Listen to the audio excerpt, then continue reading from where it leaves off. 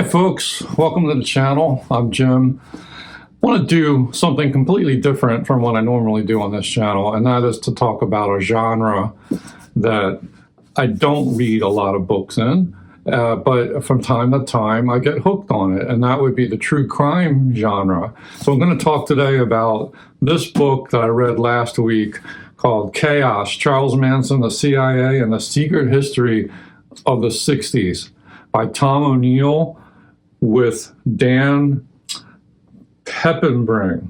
I hope I'm pronouncing that right. And I want to first of all get into the Manson case a little bit and talk about my experiences with it, growing up as a kid. And then we'll just do a quick review of this.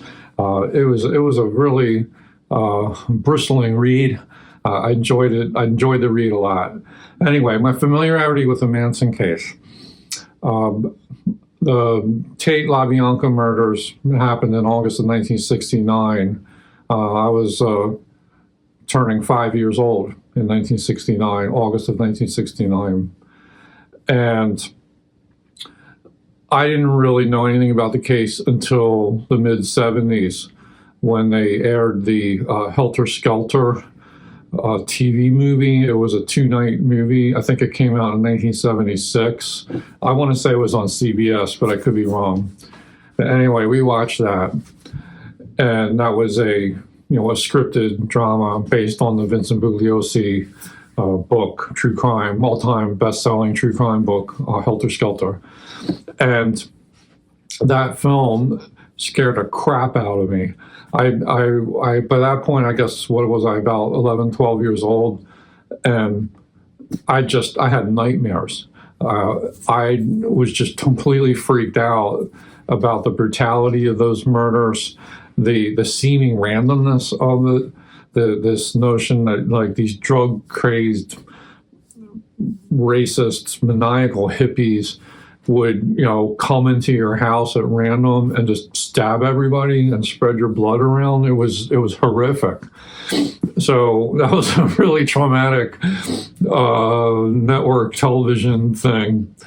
And ever since then I've been freaked out whenever I think about the Mansons and so forth. And let's not forget, we had Squeaky Fromm in the mid-70s. She was a Manson girl. She tried to kill Gerald Ford, and her revolver wouldn't shoot.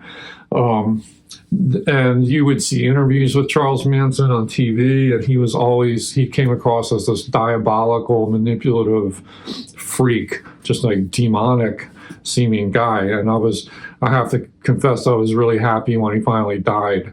It was a relief, because the presence of the Mansons were just sort of haunting, like all through the 70s and 80s and all the rest. So these are very disturbing characters. I have never read Helter Skelter. The movie, I guess, was good enough for me. Maybe one day I'll read it after reading this. This book actually pokes a lot of holes in the official narrative that Bugliosi wrote. But I first learned about this book. I didn't know anything about this book. I'm not sure why, because it's been all over the media for the last 4 or 5 years. Anyway, I heard about it through Denise at the Dolby Books channel, and she, I think, was listening to the audiobook, and that caught my attention. I'm like, let me start exploring this. So I poked around a little bit, and I realized there's a Netflix documentary by Earl Morris. So I watched that, which is about Tom O'Neill and his investigation into this. Tom O'Neill spent 20 years working on this project. It started as a magazine assignment. He was supposed to do the 30th anniversary of the Manson murders and the impact that it had on Hollywood. Tom O'Neill is like a Hollywood reporter. He did a lot of celebrity reporting and things like that. And so he started investigating this, and it just became like, it mushroomed into this deep dive, many rabbit holes, red herrings, like you name it. Like, he just got completely absorbed in this, never delivered the magazine story. Like, it turned eventually into a book proposal, and I think it was Penguin had him sign on to do the book. and that never came to fruition. And then Penguin sued him, and then Little Brown picked it up, and he finally was able to crank out the book with help from this guy, his co-author. I think this came out in 2020, but I didn't really know anything about it. So I watched the Netflix documentary, which was sort of about the story of Tom O'Neill, in addition to summarizing like the things that happened with the Manson case. Earl Morris, a very famous documentary, Oscar-winning director. And that was good, but you could tell there was more to the story than was being included in this feature film-length documentary. So I went on the internet, listened to a lot of YouTube and podcasts with Tom O'Neill. He's really widely disseminated in the podcast circuit.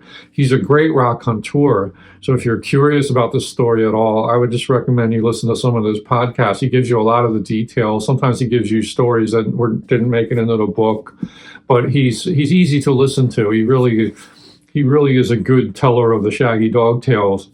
And then I thought that was enough. I thought, I think, what else am I going to get? Maybe I don't need to buy the book. But I was in the Barnes and Noble, and I just decided to get it. I thought, what the hell? There might be something. It might be fun to read it instead of just listen to him talk about it. And I'm glad I got it, because it's a real page turner. It was, so much going on in here. I confess to having a penchant for detective, investigative types of journalism and reporting. Like, I wouldn't say I read a lot in that genre, but I do have an interest in that I can't deny. I've always been interested in the JFK assassination, and all the conspiracy theories, and just trying to figure out what exactly happened with that, and interested in other unsolved cases. I wouldn't say I'm completely absorbed in it, but I do get interested in these things. And a kind of peripheral interest in conspiracy theories, although I wouldn't call myself a conspiracy theorist. I try to think about these things critically, and you realize that, people do have tinfoil hats, and they try to connect too many dots, and not everything needs to add up. There's a lot of randomness in modern life that, we can't always predict things. There's a possibility that maybe Lee Harvey Oswald really did pull that crime of the century off, and was not part of a conspiracy. I'm willing to entertain that still, but there's a lot of evidence that that's not exactly what happened. So, trying to figure these things out, I find to be like sort of a good intellectual puzzle, and I try not to get overly absorbed in it. And honestly, I don't really read true crime. Like, it's not. I probably have watched more true crime films than read in these genres. So. Anyway, but the Manson case always interested me and scared me a little bit. And maybe that's why I read this book, was to sort of deal with that and to sort of see what a more contemporary viewpoint would bring to it. One of the missions of this book is to poke holes in the prosecution's case.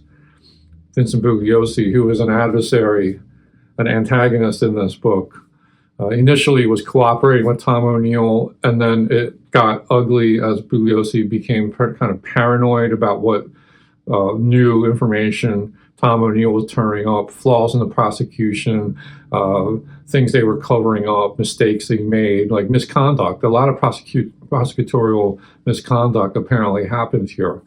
And Bugliosi was, threatening Tom O'Neill and said, "I'm going to sue you to hell," and all the rest of it. So, and I think Tom O'Neill does a pretty effective job at showing some of the flaws.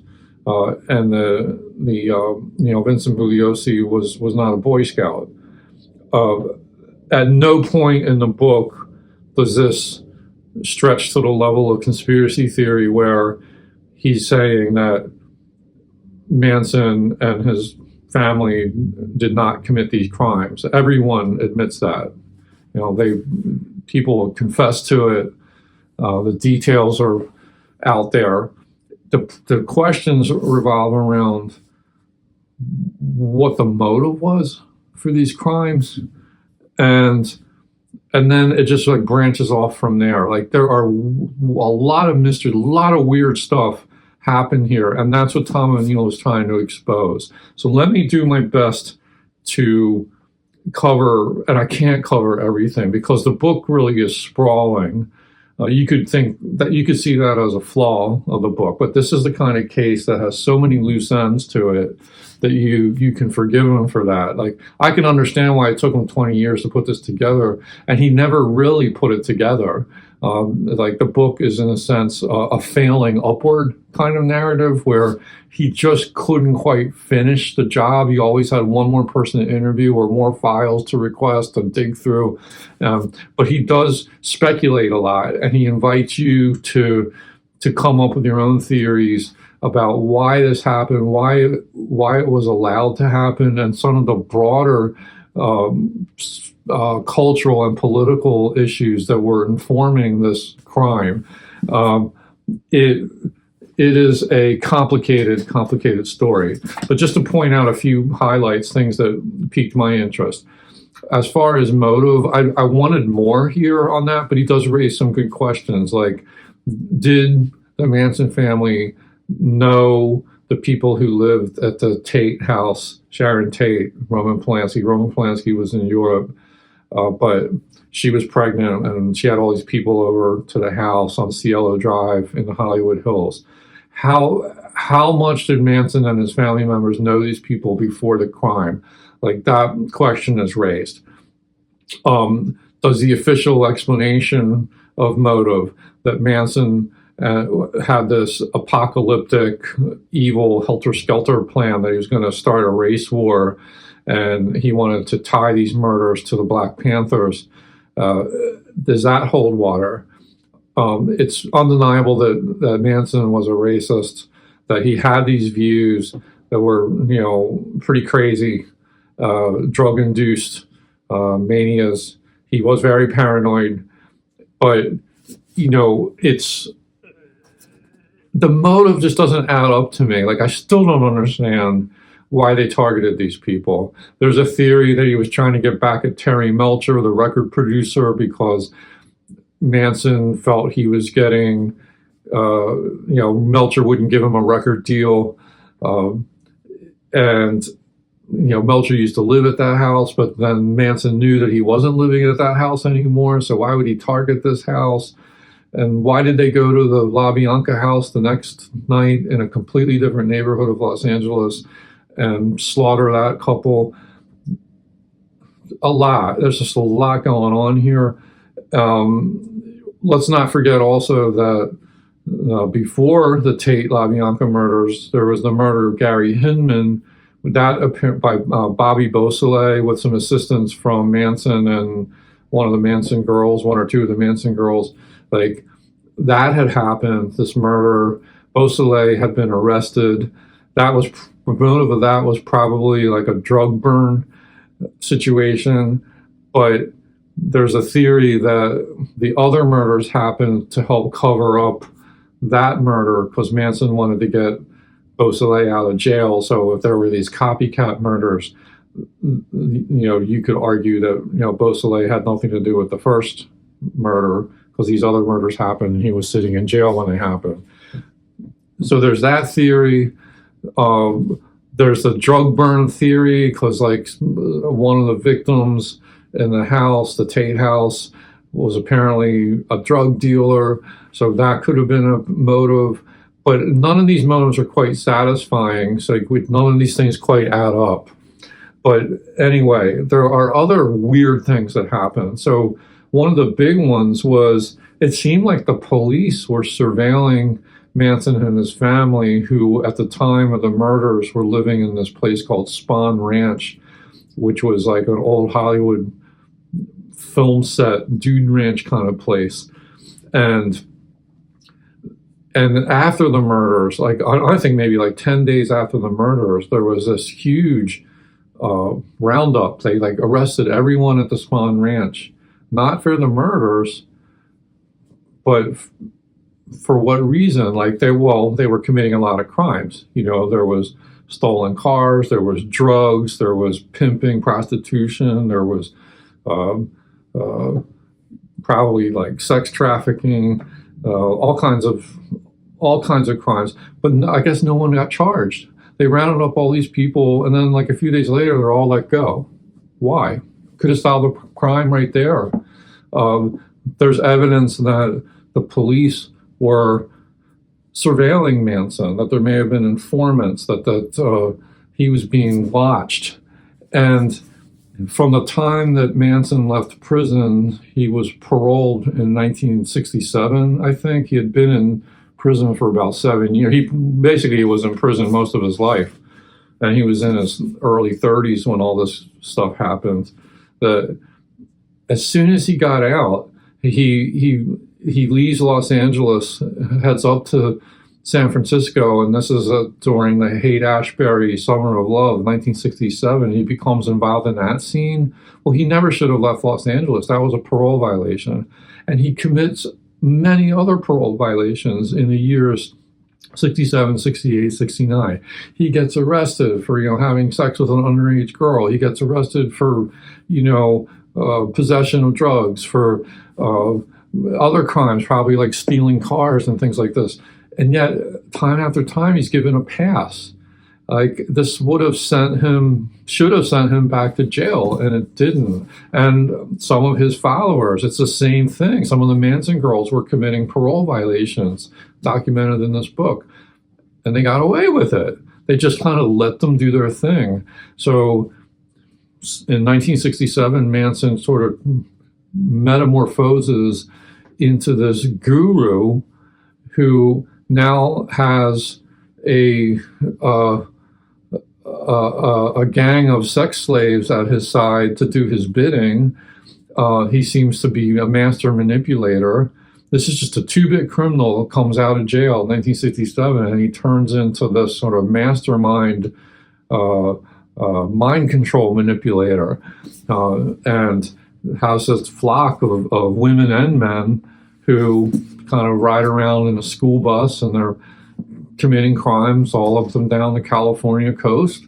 Ends up back in Los Angeles, Spahn Ranch, and then later Death Valley. They were in a ranch out there, and just seemed to be getting away with murder. And nothing was done about it until all these poor people got slaughtered. And even then, they weren't finally arrested till the fall of 1969. Was it maybe November or December or something like that?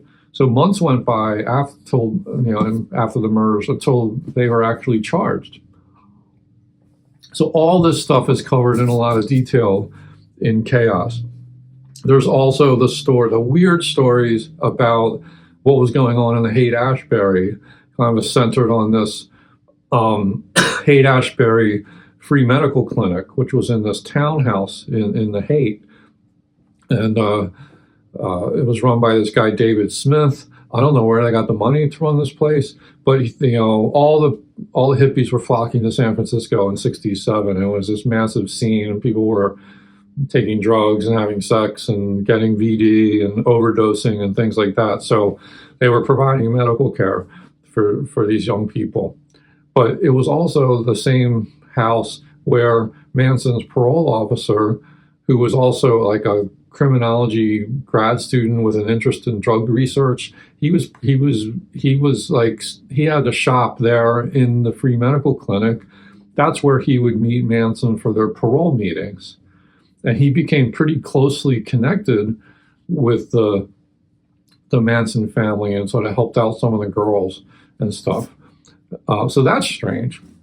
And this is right at the time when Manson makes this incredible transformation into this sort of mastermind guru, cult leader. At the same time, we find out later in the book that another psychological researcher, a man named Louis Jolyon West, or Jolly West as he's known, He ends up in the same Haight-Ashbury Free Medical Clinic setting up a research program where he's going to study the youth and the LSD usage and all this stuff. Well, this guy's a nefarious character too. He was very high profile. He's profiled in a lot of detail in the book. He was involved with the CIA MK Ultra mind control experiments from the early 1950s all the way up through the 60s. Denied it, but Tom O'Neill found evidence that seems to me pretty incontrovertible that this guy was participating in that research. And if you know anything about MK Ultra, they were this is evil stuff, but they were giving drugs to people without their knowledge to see the effects that they were having. They were exploring mind control, the prospect of creating, like, using brainwashing to control, like, assassins, like Manchurian candidates and that kind of thing. And this is all like Cold War intrigue because they thought the Russians and the North Koreans were doing it, and the Chinese. So, hey, we better do it too. Anyway, this was going on, and they were, Jolly West was studying people like in prisons and in mental institutions. And then he, lo and behold, he ends up here in Haight-Ashbury. So Tom O'Neill is able to place Manson, his parole officer, who's studying like drug-induced weird behaviors, and Jolly West, who's also studying LSD usage and mind control, puts them all in the same house. He cannot corroborate that Manson knew West, so he isn't quite able to connect all those dots. But it's interesting circumstantial evidence. Let's put it that way. So this is all weird. And then, he tells a lot of good stories about all the people he's interviewed. A lot of these people were really old and at death's door by the time he got around to interviewing them. Very film noirish, like so much like Hollywood noir atmosphere. People who are kind of pathetic, or they're lonely, or they're crazy, or they're paranoid.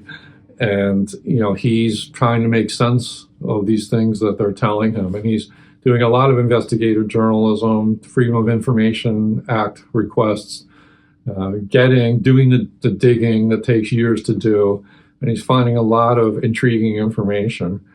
He admits that he doesn't have the answers. He's basically just raising the questions.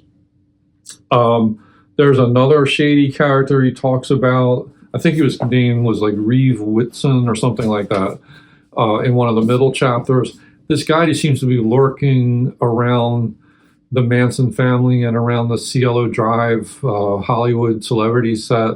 He seems to be a CIA agent. Like, what was he doing around there? What was his role? That's a mystery.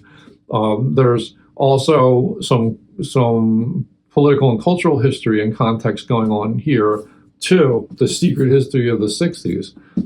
Well, not only was there this MK Ultra plan the CIA was doing, but there was also a program called CHAOS where they were spying. This is pretty much totally illegal, but they were spying on domestic Americans, like intellectuals, Hollywood celebrities, political activists, and people like that, to see if there was foreign influence on them. That was sort of the cover, but they were basically keeping eyes on the left wing political class, spying on them. The FBI was doing kind of like counterintelligence and things like that. I think there was COINTELPRO was the name of the program, maybe. And they were also monitoring. They had agent provocateurs. They had informants. They were particularly freaked out about the Black Panthers. And they were trying to pit one black group on another black group, and kind of meddling a lot of monkey business here. Not cool stuff. Was Manson and his family somehow wrapped up with that? That's an open question. Was Charles Manson subjected to mind control experiments or learned how to do mind control, how to use drugs and influence and manipulation to control people and make them do his bidding, because it's still a huge mystery. It was like Charles Manson didn't actually kill anyone in the Tate LaBianca murders. He just told people to do it. He was an accessory in the LaBianca murders. He helped tie those poor people up, but he didn't commit the act. How could he talk other people into doing these horrific things? Is drugs enough of an explanation of that? I don't know. There's more questions than answers with it. So it is just page-turning reading, like if you're into that kind of thing. So he dances around the conspiracy theories, definitely inviting you to piece it together. Apparently, Tom O'Neill is working on a sequel where he's come into a lot of new information since this book came out. People have approached him with new information. So I think we can expect to see another book from him. Hopefully it won't take 20 years for him to write it, but I'll be interested to see what he comes up with in terms of trying to confirm some of these suspicions that he has. I did think there were a few chapters towards the end that he started to sort of stray off into the outfield and kind of lost the game plan a little bit. It's understandable because there are so many threads of this story. Like, for instance, were other people killed? And there's rumors that people from biker gangs got killed and buried in the desert and things like this. So he does a little dabbling in those speculations as well. I thought the book ended on an anticlimactic note. And in some ways, Tom O'Neill does a better job of telling his story, like through the interviews that he's done, in terms of tying these things all together. But he gives you a lot to chew on. And one thing I was relieved about is, like, the book didn't really make me paranoid. It didn't seem to be set up to induce fear. Maybe that's my age. I'm not sure. But I wasn't disturbed by it. Maybe it's just because it's so far back in history now that you can kind of look at it at a more objective distance. But this case, the Manson case, has cultural importance. It's not just a true crime story. A lot of people, when this happened, Joan Didion comes to mind, the great author Joan Didion, who basically said this was the end of the 60s. And it was a prevalent sentiment. People thought, we've gone too far with the hippies and the counterculture. This is like, here's what that has turned into. It's gotten ugly. We went from LSD use to speed freaks and violence and crimes and horrific crimes, bestial, like horrible stuff. And it's like, we wanted to keep our distance from that. And that sentiment is covered here, but then you realize some of this stuff that was going on with, like, the CIA and the FBI had a role in kind of creating that, because they were meddling with the counterculture. They were surveilling, but they were also meddling. And it makes you wonder, was this just self-propelled, what happened? I'm willing to accept some of that. Like, things did get out of hand. But at the same time, there was a lot of shady stuff happening. And that's the Pandora's box that Tom O'Neill opens up for us. I also couldn't help but thinking about the 70s, things I lived through, as a kid growing up and watching the news, and it made me start to think about that. One was the Patty Hearst kidnapping and this shady outfit, the Symbionese Liberation Army. Like, what the hell was that? Like, that just seemed kind of phony to me, even as a kid. Like, it makes you wonder what that was all about. And that was an ongoing saga. Maybe I'll have to read some books about that case. Then there was the cult phenomenon, of which Manson, you could say, was part of that, because, the Manson family was a cult. And cults were really huge in the 70s. And of course, the worst case would be the Jonestown massacre, which happened in the late 70s. Jim Jones. Also kind of coming out of the San Francisco scene, strangely enough. And then, he and his followers went down to Guyana, and, they drank the Kool-Aid. These were tough times.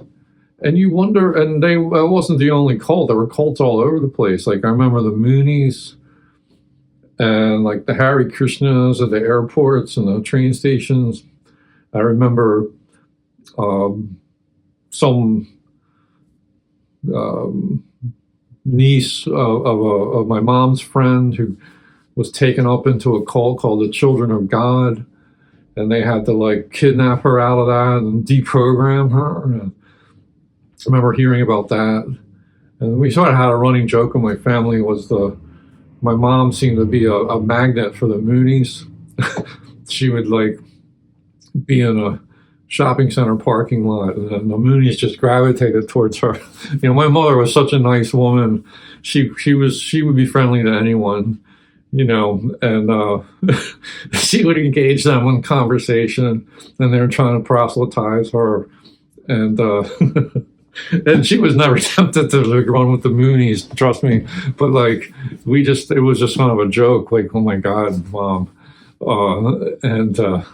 Yeah, so it was the same with the Jehovah's Witnesses. Like, they would come to the door, and my mom would, oh, come on in, and, like, have some tea, and, like, sit at the kitchen table, and she'd talk with them. We'd, and then leave their watchtowers, magazines, and it's like, Mom, you can just say no and kind of close the door. But she was a good Christian woman, Mom.